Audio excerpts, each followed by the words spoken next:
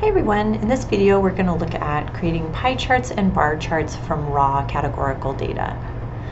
So I will link in the description. I've already got a video showing how to create a pie chart or a bar chart from frequency data. So if you have a frequency table, this process is pretty straightforward, and I go into some of the details on these graphs.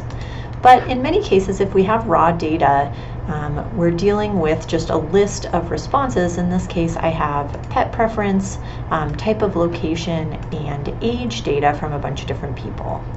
So if I'm looking at pet preference, I need to have not just a list of everyone's preferences, but how many people said dog, how many people said cat, etc. There are a number of ways to do this in Excel, but I'm going to start by creating a filter. So I'm going to highlight, since I have 3 columns here, I'm going to highlight all of the headings. I'm going to go to the Data tab, and I'm going to choose Filter from the Sort and Filter area. And you'll see that it's added a little kind of drop-down icon for each one of these columns. And filters are really great, especially when you're working with a rather large table. So under Pet Preference, if I click that drop-down, we'll see the filter menu. I can sort these, so I could see all the birds put together, all the cats, etc. I could also narrow these down. So say I wanted to look only at people who said cat. I can come down to these check boxes, uncheck select all, and just check cat. And now I'm looking only at the respondents who said that cat was their pet preference. So this can be really helpful to kind of narrow down what data you want to look at. I want to keep all of these categories, but one reason I wanted a filter here is to actually see what the different categories are. So I have 6 different animals listed, and I'm going to create a frequency table from this data by using the COUNTIF function. So I'll come over here on the side. I'm going to make a column for pet preference and one for frequency. The pet preferences, I'm going to type each type of pet here. If you have a lot of different options and it's not practical to type these out, a better way to do this would be to actually use a pivot table, but that's a little bit beyond the scope of this video. So to figure out the frequency, I of course could count these by hand. For example, I can see from the sorted list that there were 3 people who put bird as their preference.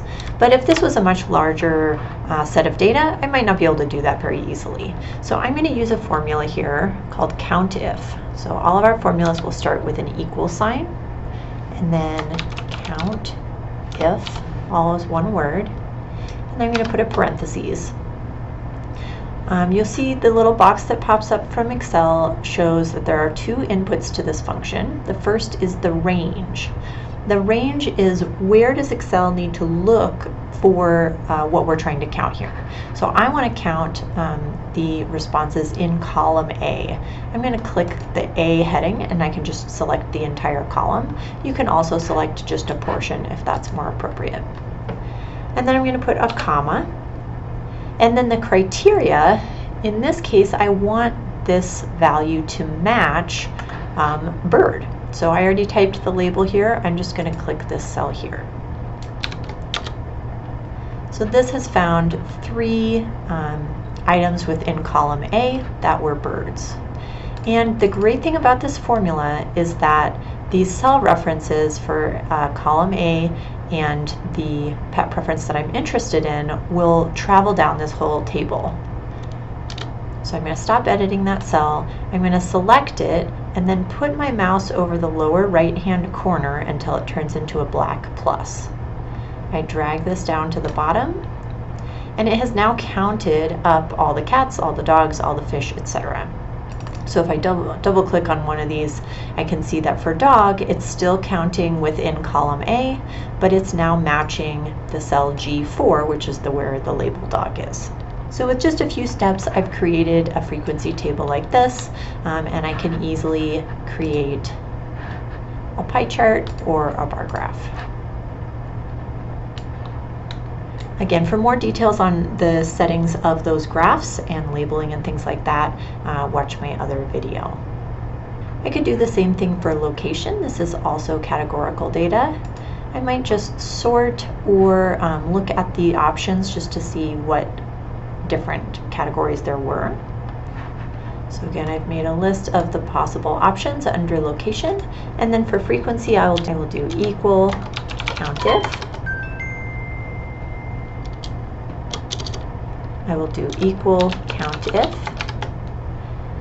And then again, the range is where do I want to look to count? That would be column B in this example, comma, and then what criteria do I want to match?